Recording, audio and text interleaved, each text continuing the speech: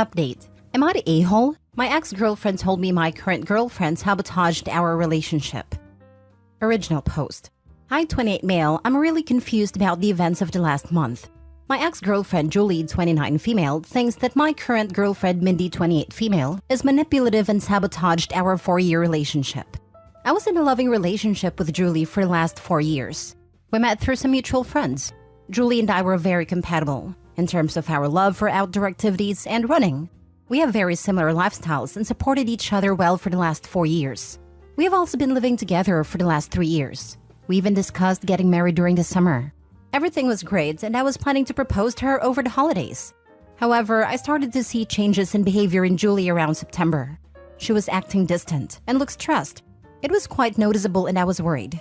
I trust her with all my heart and I could not imagine she would be cheating on me. However, she did spend more time by herself.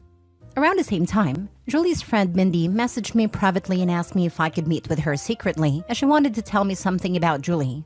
Mindy and Julie work together, and I have known Mindy ever since I started dating Julie. I was surprised, but to be honest, I assumed the worst. I met her at a cafe after work. She asked me if things were going okay between Julie and me.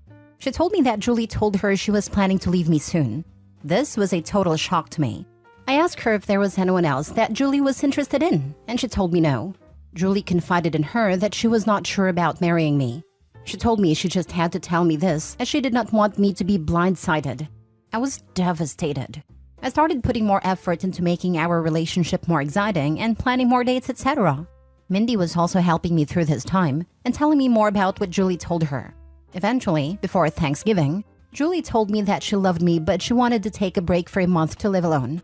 She said that she just wanted to live alone for a month to make sure she wanted to marry me. I was completely heartbroken. I asked her if she wanted to pursue someone else. She told me that was not the case, and I better not do anything stupid either. She loves me with all her heart, but she just wants to stay away from me to make sure that she is marrying me for love, and not because she is used to being with me. I did not understand that at all. I told her that if she is not sure after 4 years if she wants to marry me, then maybe we should just break up. We had a big fight and broke up after a few days. As our lease was ending, we decided to part ways in December. She got a new apartment and I kept our old apartment and just took her name off the lease. After the breakup, I was feeling very lonely as I was not used to being in the apartment alone. I didn't want to keep on being sad and hence invited a bunch of friends for a New Year's party. I also invited Mindy. We had a good time, and my friends were doing their best to cheer me up. Mindy also mingled with my friends and it was good. Mindy decided to stay back to help me clean up and we hooked up that night. I felt guilty, but Mindy did cheer me up. Since then, we have hung out almost daily at my place. I'm still sad about Julie, but I won't lie that being with Mindy does make me feel happy. She's sweet and caring. Last Sunday, we woke up and someone was banging on the door. I went to open it, and it was Julie. She looked furious and started yelling at me. She kept on accusing me of cheating on her. I told her I most certainly did not cheat on her, and she was the one who broke up with me. Mindy was also at my apartment. Julie was just angry at both of us. She started calling Mindy a manipulative witch and told me that Mindy was the one who suggested to her that she should take some time away from me to understand her true feelings. I calmed her down and asked her to explain herself. She told me that ever since our marriage talk, she told Mindy about it and Mindy kept on asking Julie if she was sure about marrying me. Mindy suggested she take some time to herself to understand her true feelings and that I will understand and give her space. When I said no, Mindy convinced her that I was so controlling that I could not even give her 1 month to herself and convinced her to break up with me. Mindy told me that she did not say any such things, and these were all Julie's ideas, and she was just there during these conversations. She did tell Julie that she told me about some of the things so that I get a chance to make things right with her over the last few months. That made Julie more angry, and she started accusing me of emotionally cheating on her. Julie told me that the last few weeks have made her realize that we were meant to be together, but she now cannot believe I could move on from a 4-year relationship in a week. On one hand, I want to believe Julie, but she broke up with me for no fault of my own. Mindy was there for me when I was down, but now I also doubt her. She suddenly started talking to me out of the blue as we were never really close before, and immediately became my support after the breakup, although Julie was her close friend. Am I the a-hole to emotionally cheat on Julie? Should I have told her about Mindy's texts? Should I have not moved on from her so quickly even though Julie broke up with me? I was just hurting, and Mindy was right there to support me. I need advice from someone with a clear mind on what the heck is going on. Now for the top comments before reading the update. It does sound like Mindy manipulated the situation in her favor. She got Julie out of the picture and you in her bed. Yikes. OP has been played. Both OP and Julie got played. Mindy was playing chess, while OP and Julie were playing checkers. Mindy played you both. It is kind of obvious from what you wrote. Yep, the level of obliviousness from OP is kinda shocking. I bet when in several years, Mindy will go full out Gone Girl on him. He will be all surprised Pikachu face, but there were no red flags at all. In 5 years, we will be here again to, again, call OP an idiot. See you then. Now for the update. I, 28 male, posted last week regarding my girlfriend Julie, 29 female, accusing her friend and coworker Mindy, 28 female, of sabotaging our relationship. Julie broke up with me in December after a 4-year relationship, and Mindy reached out to me when I was feeling down. However, when Julie realized Mindy was talking to me, she confronted both of us last Sunday morning and told me that Mindy manipulated her to break up with me. The worst part was, I was not thinking straight after the breakup, and ended up hooking with Mindy after a New Year's party. After the incident, I asked Mindy that I needed some time and did not meet her since. Then I made a following post on Reddit and had 3,000 people call me an idiot. I'm sorry for the long post, but I wanted to say that we were not idiots to not see what happened. You guys read an abridged version of events in 5 minutes, while we lived it for the last 7 months. I messaged Julie every day since then to try and talk to her. She did not reply to my messages. I was not sure if she blocked me. Mindy was constantly trying to message me asking if we could meet and talk about it. On Wednesday, one day after posting, I decided to message Mindy. I told her to tell me everything she said to Julie truthfully. I told her I would go no contact if I found out that she was lying. Mindy wanted to meet in person or talk to me on the phone, but I wanted everything in writing. She messaged me that Julie always said good things about me for all these years. When Julie told her about us talking about getting married in 2024, she was happy for both of us. However, Julie started telling her that she had cold feet and was not sure if she wanted to marry me because of issues she observed about her parents' marriage. One day, Julie told her she wanted to take a break from me. She was not sure about her true feelings for me. That was the time Mindy told me about Julie's behavior as she felt bad for me, as we were already telling our families about the engagement plans. After our fight, she said that Julie was extremely upset and told Mindy that she would never marry me. She said that the only reason Julie came back was when she heard I was moving on, as she's jealous of us. She also said that I was a good guy, and hopefully I see that what we have is something special. I just said okay, and told her I needed time. I kept on messaging Julie once a day to at least talk to her once. It was heartbreaking to think that she may have blocked me and may never talk to me again. On Friday afternoon, Julie finally replied. She said she wanted to meet me and told me she would come to our apartment on Saturday afternoon. I cleaned the place up and was just feeling deep guilt from inside before facing her. When she came in, she looked like a shell of herself and completely broken. I sat on our sofa, but she chose to sit away from me. We asked how we both were, but it was clear that none of us were doing well. I started apologizing, but she stopped me. She asked me to let her finish and not to interrupt her. She had brought her little notebook and had written down things she wanted to say to me. She told me that she truly loved me, but after we discussed getting married, she started feeling scared of the next big step. She thought those feelings were normal and would go away, so she decided to not discuss her concerns with me. It kept on eating her from the inside, and she made a mistake to talk to Mindy about them. She said that she wanted to say everything to me now, so I don't get secondhand information about why she was distant and broke up with me. She said that her parents had a very rocky marriage, though they were together until her mom passed away in 2021 during the pandemic. Her parents argued constantly, and she always thought her mom did not love her dad. However, her mom was extremely dependent on him for everything, and her dad knew it, and hence didn't treat her well. She never wanted to be like her mom after the marriage. However, as we lived together, she started seeing some of those issues in our relationship. For example, when we met, Julie had a lot of credit card debt and was bad at managing her money. I helped her with that. Even though we have separate finances, I ended up managing all her finances, investments, etc. at her request, to the point that she did not know or understand where her money exactly was. She also said that we always enjoy making nice meals for dinner every day. However, whenever I work late, she completely loses any motivation to cook and ends up eating cheese and crackers like a toddler for dinner. She also complained that in the last 4 years of our relationship, I've never said no to her for buying anything. She feels that I cuddle her and she just got comfortable with all the luxuries and things I can provide for her. She talked about this with Mindy, and while Mindy initially just listened to her, she told her around September that one of her cousins also had the same issue. She decided to stay away from her fiancé for a month, and within a week she realized how much she missed him and never had doubts again. When Julie asked for a break, all she wanted to do was to live with her best friend for a few weeks, to see if she was just too codependent on me. She knew I was planning to propose during our Christmas trip to my parents' house, and when I told her that she could not take a break, she just freaked out and broke up with me, as she did not want to be engaged without knowing for sure that we won't end up like her parents. After this, she asked me when I started meeting Mindy and how many times we met. I opened my chat messages with Mindy and handed her the phone. I told her I met Mindy only once in September, where she told me that Julie wanted to break up with me because she was not happy with our relationship. I already had noticed Julie's distant behavior, and when I asked her, the only answer I got was, "I'm fine. We are fine." Due to my insecurities, I tried to hold on to Julie and started cuddling her more, planning more expensive dates, and trying to spend more time at home. When Julie asked me for a break and to stay away from me for a few weeks, I thought that was the final step before the breakup, and broke down and fought with her, which led to our breakup and her moving out. At this point, Julie's voice started cracking up. She asked me when Mindy contacted you after the breakup.